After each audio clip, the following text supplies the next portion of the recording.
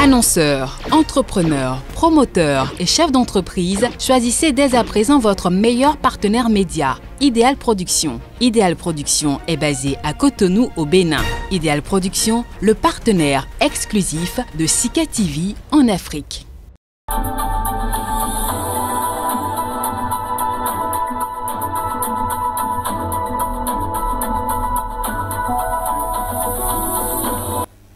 Vous êtes sur Sika TV, merci d'être en notre compagnie pour ce nouveau journal consacré à l'économie. En Égypte, Abdel Fattah el-Sisi donne son feu vert à un nouvel élargissement du canal de Suez. L'objectif est d'investir pour éviter tout échouage entraînant une nouvelle fermeture.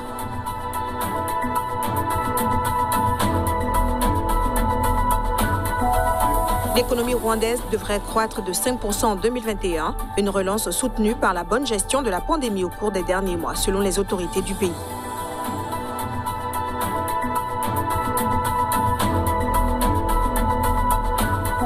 Et puis au Zimbabwe, l'exécutif continue son opération de charme auprès de l'industrie du cannabis.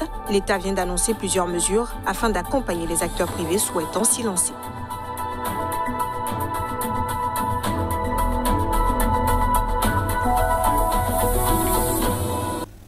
Les principales matières premières exportées par le Cameroun connaissent une embellie depuis le début de l'année, rompant avec la morosité observée il y a quelques mois suite à l'apparition de la crise sanitaire liée au Covid-19. Au terme du premier trimestre, les statistiques convergent sur une dynamique favorable, d'après la note de conjoncture publiée courant mai par le ministère de l'Économie. Reportage.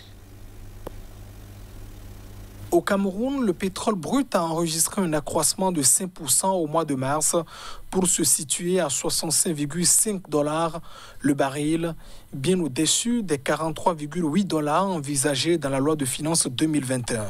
Les coûts du pétrole ont atteint la barre de 65,5 $ par baril en mars contre 62,2 $ le baril au mois de février, retrouvant quasiment les niveaux du début de la crise sanitaire en mars 2020. Si cette remontée des cours s'inscrit dans la durée, les recettes pétrolières seront supérieures aux prévisions de 418 milliards de francs CFA, environ 775 millions de dollars, contenu dans la loi de finances 2021. Sur cette dynamique, à l'exception du caoutchouc dont les coûts ont enregistré une chute de 9,4% au mois de mars, comparativement au mois de février, pendant la même période considérée, cette tendance haussière s'observe pour les autres matières premières. Ainsi, l'aluminium enregistre une augmentation de 6%, 3% pour le coton, 1,9% pour le café arabica, et 1,1% pour le café Robusta. En perspective, les cours de ces matières premières devraient poursuivre cette courbe évolutive, tirée principalement de la bonne tenue de l'activité économique dans le monde, ce qui devrait permettre au Cameroun d'améliorer les recettes d'exportation, les réserves en devises ainsi que sa balance commerciale. Nous restons au Cameroun pour dire que le dossier du pays pourrait être examiné le 21 juin par le Conseil d'administration du Fonds monétaire international à l'effet de procéder à la signature de nouvel accord triennal 2021-2024 adossé sur la facilité élargie du crédit. Le Cameroun entend obtenir un prêt de 350 milliards de francs CFA pour poursuivre l'expansion et la modernisation de son économie. Au Cameroun, les principales caractéristiques du second programme économique et financier en négociation sont la transparence, la protection sociale par le biais des filets sociaux, la dynamisation du secteur privé en vue d'améliorer le climat des affaires. Il est question pour le pays de perfectionner la gouvernance publique et de favoriser un meilleur environnement des affaires en vue de booster la croissance. Dans la perspective d'obtenir ce nouvel accord, les discussions techniques entre le Fonds monétaire international et le Cameroun se déroulent du 29 avril au 23 mai par visioconférence en vue de s'accorder sur les grandes lignes de ce programme économique et financier. D'après des sources proches du dossier, au cas où le dossier du Cameroun était approuvé, le second accord sur la FEC devrait être signé en juillet prochain, immédiatement suivi des premiers décaissements obéissant à un calendrier bien établi. D'un montant global de 415 milliards de francs CFA, le premier programme triennal 2017-2020 était principalement dédié à l'assainissement des finances publiques à travers un accroissement des ressources non pétrolières, la priorisation des dépenses et l'amélioration de la qualité de la dépense publique. La 6e et dernière revue du PEF sur la FEC en septembre 2020, portant sur la consolidation budgétaire, n'a pas atteint les objectifs escomptés, ce qui devrait amener le Cameroun à opérer des réformes souhaitées et rattraper ce retard. Placé sous le thème du CFA à l'éco, quelle monnaie pour quel développement en Afrique de l'Ouest, les États généraux de l'éco vont se tenir du 26 au 28 mai à Lomé dans la capitale togolaise. Plus de 200 personnalités y sont attendues, à savoir des dirigeants du monde économique et politique en provenance d'Afrique et de l'Occident. Au terme de la rencontre, il est prévu l'élaboration d'une feuille de route à soumettre au chef d'État de la communauté économique des États de l'Afrique de l'Ouest pour la mise en place de la nouvelle monnaie. La Commission européenne a sensiblement relevé ses prévisions de croissance 2021-2022 pour la zone euro en raison de l'accélération de la vaccination et l'assouplissement des mesures de confinement dans ses prévisions économiques publiées mercredi. Les précisions. Après une récession inédite de 6,6% en 2020, la croissance dans les 19 pays ayant adopté la monnaie unique devrait s'afficher selon Bruxelles à 4,3% en 2021 et 4,4% en 2022 contre 3,8% pour ces 2 années dans sa dernière estimation en février. La zone euro doit toutefois faire face à un niveau d'endettement très élevé à cause des dépenses induites par le virus à plus de 100% de son PIB pour 2021 et 2022.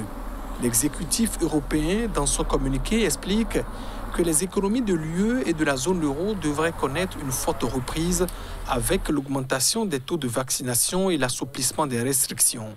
Selon Bruxelles, les États membres retrouveront leur niveau d'activité d'avant-crise d'ici fin 2022, porté notamment par le plan de relance européen de plusieurs centaines de milliards d'euros. L'Espagne et la France, particulièrement touchées en 2020, affichent les taux de croissance les plus élevés en 2021 dans les estimations de la Commission. La croissance de l'Allemagne et des Pays-Bas, un peu moins affectée l'an passé, est plus modérée. Dans l'ensemble de l'Union européenne, le taux de croissance devrait atteindre 4,2% en 2021 et 4,4% en 2022. Une fois sortis de la pandémie, les gouvernements devront faire face à un niveau de dette très élevé, 102,4% du PIB cette année, puis 100,8% en 2022 pour l'ensemble de la zone euro. Face à la Covid-19, le Rwanda avait adopté des mesures qui ont ralenti l'activité économique. En 2021, avec la campagne de vaccination et la récente augmentation du fonds de relance économique à 355 millions de dollars, le gouvernement table sur une reprise progressive. L'économie rwandaise devrait connaître une croissance de 5,1% en 2021, malgré la chute à 3,4% qu'elle a enregistrée l'année précédente. C'est ce qu'annonçait le ministre des Finances au cours d'une séance au cours de la présentation au Parlement du projet de budget pour l'exercice 2021-2022. Selon ce responsable, cette reprise de l'économie sera graduelle et devrait se poursuivre pour atteindre 7% en 2022, avant de se stabiliser avec une moyenne de 7,8% en 2023 et 2024.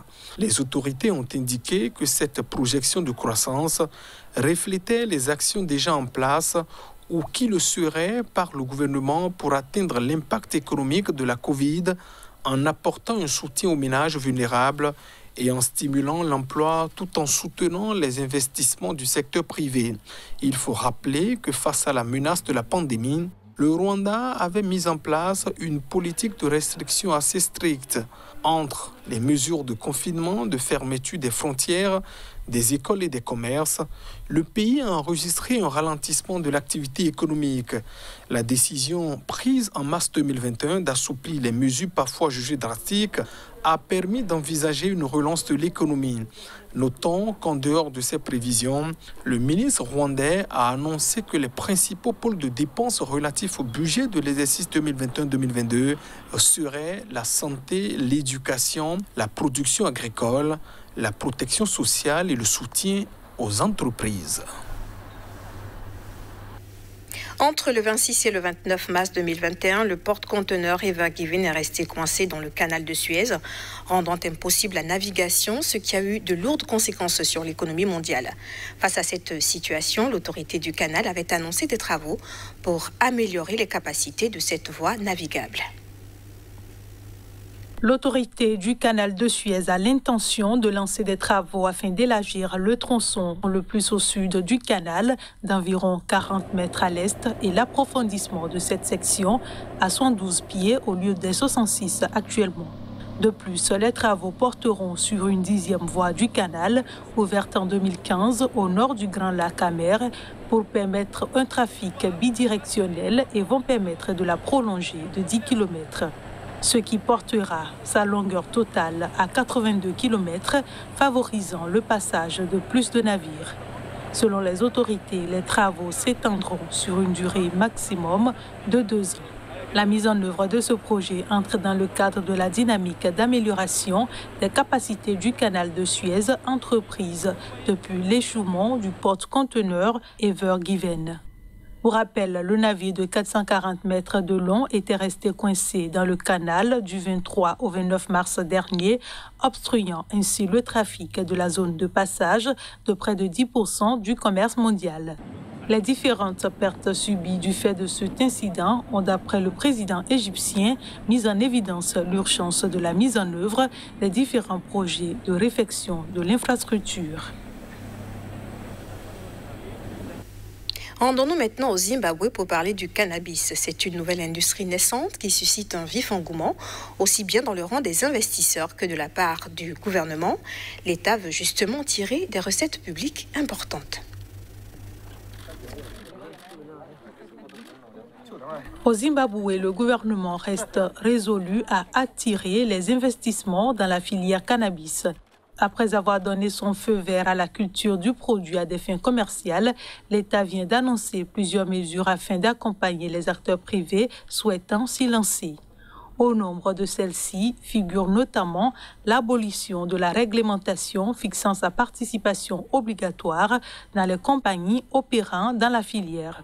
D'après le directeur exécutif de l'Agence nationale de l'investissement et du développement, les investisseurs pourront désormais être les seuls propriétaires de leurs entreprises et implanter leurs usines sur n'importe quelle partie du territoire.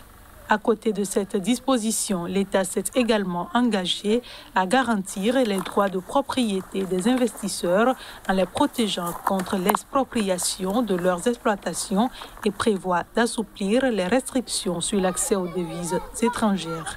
Ainsi, les exportateurs seront autorisés à conserver la totalité de leurs recettes d'exportation libellées en dollars sur une période allant de 2 à 4 ans contre un quota de 60% fixé actuellement en raison de la pénurie chronique en billets verts. Pour le gouvernement, cet arsenal d'incitation devrait fournir un terreau idéal au développement du secteur dans l'espoir de l'ériger en tant que principal levier de récupération de devises agricoles en 2021. D'ici la fin de cette année, l'exécutif anticipe en effet une enveloppe à l'export de 1,25 milliard de dollars. Ce sera tout pour cette édition. Merci de l'avoir suivi et restez avec nous sur Sika TV.